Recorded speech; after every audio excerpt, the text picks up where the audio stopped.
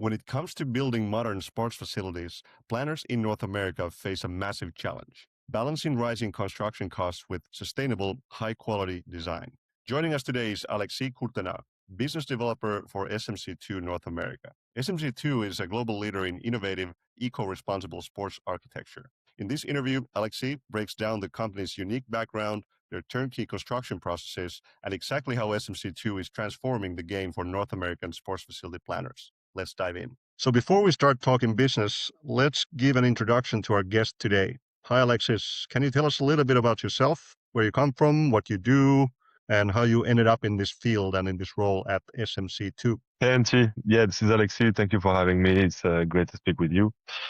My name is Alexis. I'm living in Montreal, in Quebec. I work with the company SMC2. I've been with them for more than 10 years now. I've done several positions in the company, starting in the design office, doing some development for the play areas. And now I'm doing business developments after I moved to Montreal for actually personal reasons. I came to the fields, I don't know, pretty much probably like a lot of people. I loved playing Legos when I was a kid and did some studies in civil engineering, in wood construction, and I've done some carpentry works, masonry works, and finally ended up in at SMC2 some years ago. Right. Okay. And so you moved 10 years ago from France, and now you're in Montreal. So how's the culture shock? Yeah, so I moved to Montreal about 7 years ago now in 2019, just before COVID. I love Montreal. I really like Montreal. I like the city. I like the vibe. I like the atmosphere. I came for personal reason, as I said. Like I moved because my girlfriend is from Montreal, and now we have two kids. So it's been a big step. Yeah, I love the culture. I love the way people like take their I don't know, live their life here. I like it. It's much less stressful than France or maybe even Europe. Okay. Yeah, sounds good. So SMC2 comes from a strong European background. How has that translated to the North American market so far? Good question. So we need to adapt to the culture, the first thing. And by the culture, I mean the overall ecosystem, the overall ensemble of things that are particular to North America and even like different from Canada to the US. I'm talking about like the climate, obviously, the customs of use, the customs of the way of life, the comfort habits, all these things. We also, on a more like business side, we have to adapt to the regulation, the standards, of course, that differ from Europe. And we can think that it's quite unified because it's one country. And even like Canada is very close to the US, but actually the basic system is very similar, but they all have their own differences. And compared to Europe, which is actually composed of much more countries, the norms, the codes, especially for building, are quite like unified compared to North America. And that also leads to the engineering side of things, which is important in construction. The way of engineering the thing is different, so we have to adapt. We have in-house engineers; they have to adapt themselves. I have to adapt. So we work a lot with local engineers. And the last thing is actually the climate loads. Not only the climate, the way of living the climate, but the actual climate loads you have to apply to a building. It's from an outside point of view, it seems like North America can be like a similar to Europe, but actually in many places you have hurricanes, snow loads are much bigger, you have tornadoes, you have earthquakes, all of that appears to the codes. So we have to adapt our buildings to these specificities. Right. So the extreme weather and climate is a challenge more than in Europe, Yeah. for Yeah, example. much more than Europe, yeah. What about the materials then? That SMC2 is known for example, the wooden textile membrane structures, which are not exactly the norm in North America. Mhm. How do clients react when they first see what you can build? Well, some like it, some are like, I guess, dubious. Some need to be convinced, let's say. It depends a lot on the type of people you speak with, on their background, on where they're from, what they do, their trades. Depend on the location, the local climate. And people often see like how what you propose can adapt to their own situation.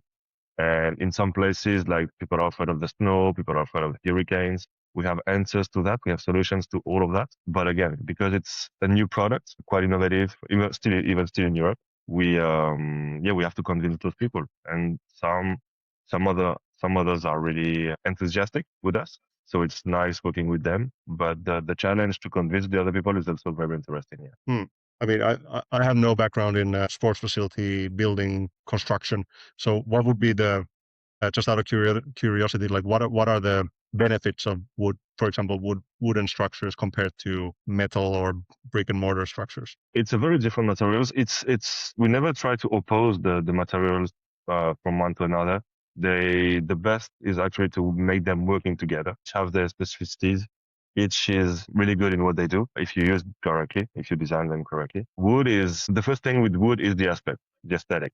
It's in our opinion, it's a much more warm material than steel, which can look a bit industrial. Concrete same. Fabric is the translucency, its lightness, and it's the translucency that brings natural lights inside, and it's a must for like dynamic sports, sports with a ball, racket sports, ball sports. Wood and fabric. Actually, the combination of the two is tend to be much lighter than steel or concrete. So in many cases, it will be more advantageous for the foundation, for the impact on the ground. And then you have the sustainability aspect where wood is actually a carbon sink material. You store carbon when you install mass timber building, and the fabric is very light, very thin. So you use so less energy to manufacture it, and it's recyclable as well. Okay, interesting. So who are the typical customers? Who's typically knocking on your door in North America? Are they schools or municipalities or private developers? Or is it the same crowd more or less as in Europe, or how does that work? All of them, actually, a bit of all of them. We have lots of private owners that want to build their own club, their first club most of the time, especially for paddle these times. But not only that, could be for tennis, could be for soccer, it could be for like many different sports. We do speak a lot with municipalities, counties, the public departments. We do work as well with schools, universities, colleges, a lot of more and more universities actually, which is good for us because sports is an important department for them. And we also speak a lot with architects, consultants, engineers. Architects are like very curious in what we do and how we do it. So we get quite a few requests just from architects. Okay, interesting. So like you mentioned, you work with, or you do all kinds of sports facilities or structures for sports facilities, from paddle courts to gymnasiums or sports canopies and so on. So would you consider SMC2 more as a specialist or more like a one-stop shop for construction building? So we have a global view. In our background is in Europe. Headquarters are in Europe, and we are a general contractor over there, and we do design build. So we have like a global view of the construction project, not only the construction, but the whole process from start, from the early design phases to the delivery, and even to the maintenance, and even sometimes the relocalization or reuse of the buildings. We in North America, our scope is mainly as a design and supply. So we would design the structure and the envelope, and we'll supply it. But our background in Europe allow us to have like a global view and to help the clients with that global view. We know structures are unusual, are unique. So we also have to guide the clients to help them understand why we do it like that, how we do it, and what they would need or what we can bring on the side for them to have like a complete project. So it's our scope in the end. It's like, as you said, like a one-stop shop. We are vendor for structures and envelope, but our background allow us to like have like a really global view of the entire project, yes, and help the client. Right. So you mentioned like design and supply, but then you work with local installers or builders, or how does that Yeah, work? Like across the, yeah, you have like local companies who handle the building itself. we have partners all across North America that can help us for the installation. We send a supervisor for the installation because it's our specificity in construction, mainly building systems. And at first it can be like quite tricky, like mixing them together or like erect them, understanding them. So we always send a supervisor for our project abroad. We are installing our own structure. As I said, we are general contractor in Europe, and we have teams that install our own structures. So we know how to do that. Right. And we provide all the installation plans, the process for the erection, the preparation, all the surveys, all of that we prepare for the local partners that will do the erection, the installation, helped by a supervisor that is sent by us. Right. Okay. Interesting. So let's talk about sustainability, because it's quite, it's well highlighted on your website, let's say. Is that something that already moves the needle in North America, or is it still more common in European conversations when it comes to sports facility construction? So now in Europe, it's, as you say, it's a must-have. It's lots of projects are based on that now. It's changing in North America. It's see it. It's more and more a criteria that you have to fill.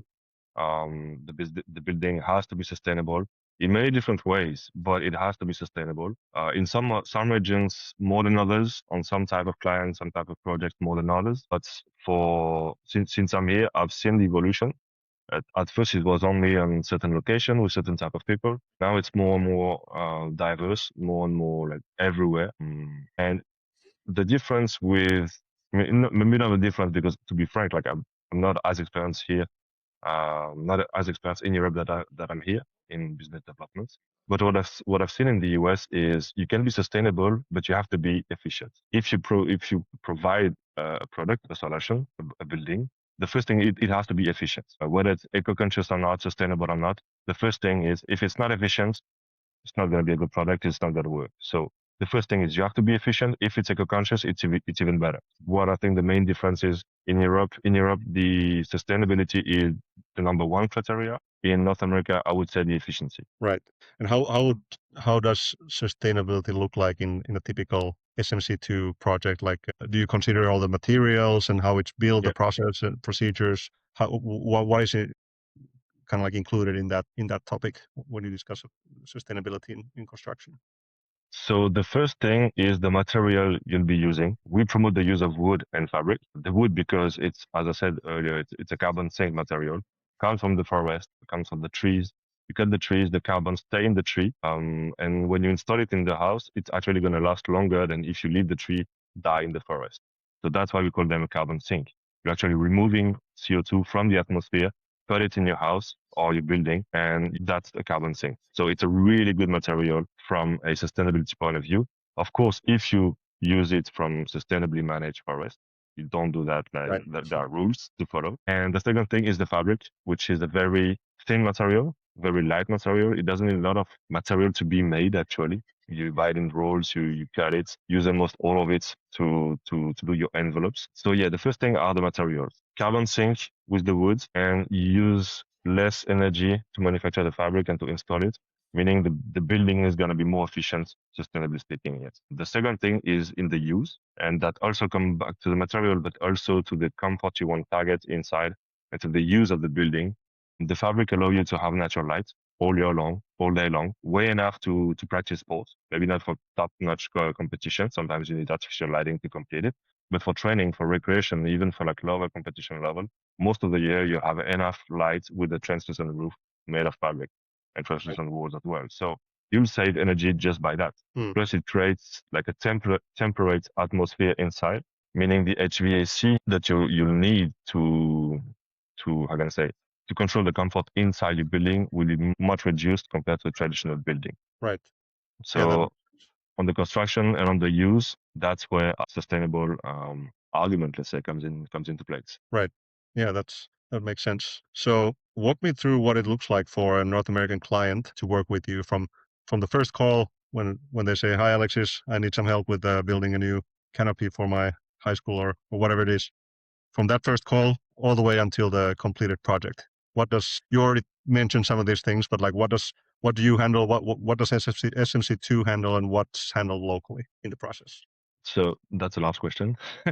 That depends a lot on the projects, but the first thing to do is actually to speak with the clients and to understand his needs, his vision, his challenges, his obstacles if he has any, his team, the system around him, the ecosystem around him. So the first thing is to understand the whole thing with him. Then once we get it, we can like propose solutions that are based on our system, our building system, our materials. And once we like know which way to go, we provide him with what we call a preliminary study. I can have like a pre-construction project, let's say. We working together with him, with his architect, with his engineer, like with him and his team.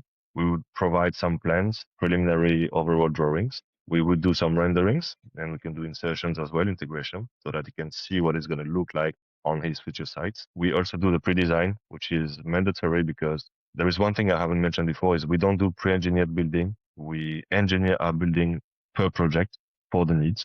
So it's always custom engineered per situation. So we have to do a pre-calculation, a pre-design, so we can estimate the cost of the building.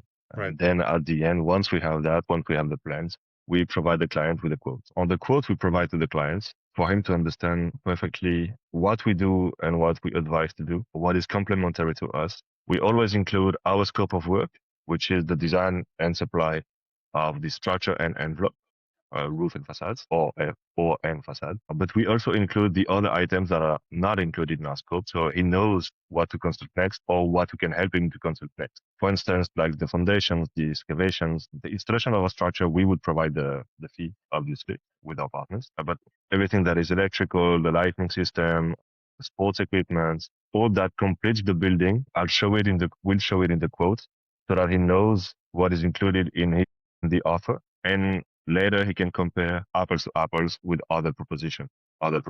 Once we finish the preliminary study and we give it to the clients, like there'll be iteration, we'll modify it, we'll adapt it to his need, to the discussion, to the evolution of the project, obviously. Then when we sign it with the clients, and before we get the permit, actually, we participate in the permitting with the client and his team, the architect and the engineers. We engineer our own buildings, but because we don't have engineers in all of the states in the US or all the provinces in Canada, we work with local partners. So we'll do all the engineering in-house. We'll make it reviewed, validated, and stamped by a local engineer, structural engineer, and then we can apply for the permit. So we supply all the drawing, all the calculation reports to the engineering team, stamped by a partner or by the client's team. And then once the permit is approved, we start the production drawing, we start production, we deliver to the site, and then we supervise the installation. Right. And where do you mentioned that like you work with architects and sometimes you hear about some potential projects here and there through them. What other channels do you use actively in North America to find new business opportunities? For the networks, the first one, we build a network with partners like contractors, architects, consultants, and former clients as well. We also do trade shows. We want to be part of the construction community, sports construction community, the ASBA mainly. So we've been a member for more than 3 years. This year is going to be the fourth time we attend the show. So pretty much when we came in, we wanted to be part of the community, to understand it, to understand how it works, and to work with them. So what can SMC2 do that a local North American contractor finds it very hard to do or simply cannot achieve?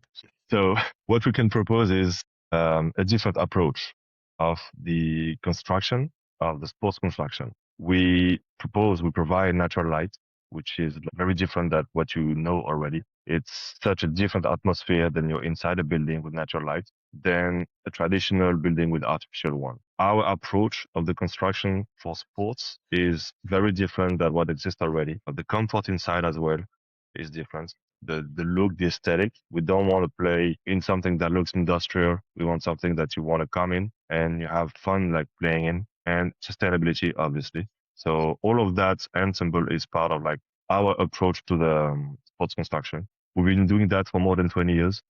So we have a lot of experience in all type of sports, all dimensions, all locations. So we have a lot of experience in that. And the last thing is we offer a complete monitoring of all the phases in the construction phase. Earlier before with the question about what can we bring, something more global or something like something specific, we can do both. The fact that we do we are a general contractor in Europe. We offer a complete monitoring over the design phase. The design phase is, the conceptual phase is even before. The design phase is the engineering, the production, the transport, the installation, and even the maintenance after the upkeep. We offer a service that is turnkey, even though in North America, we are a vendor only. Right. Well, there you have it. Straight from the main man, Alexis, and you're sitting in Montreal. So anybody who's watching and needs help with planning their sports buildings, sports facilities, just get in touch with Alexis and he will sort it out for you. So thank you, Antti. That was my last question. Do you have anything else you want to add maybe, or are you fine as it is? Call me at chat. Yeah. And if you can support my French accent, I'll be happy to speak with you guys. Well, you have the French one, I have the Finnish one, so I think we can get along. Yep. So thanks, man. Thanks a lot for your time, and let's keep in touch. Yeah, right. Definitely. Thank you. That wraps up our look at how SMC2 is bringing smarter, more sustainable sports architecture to North America. If you're currently planning a facility, head over to sportsvenuecalculator.com right now to access our free cost calculators, browse our trusted supplier directory, and search our comprehensive grants database to fund your next project. Thanks for watching, and we'll see you in the next video.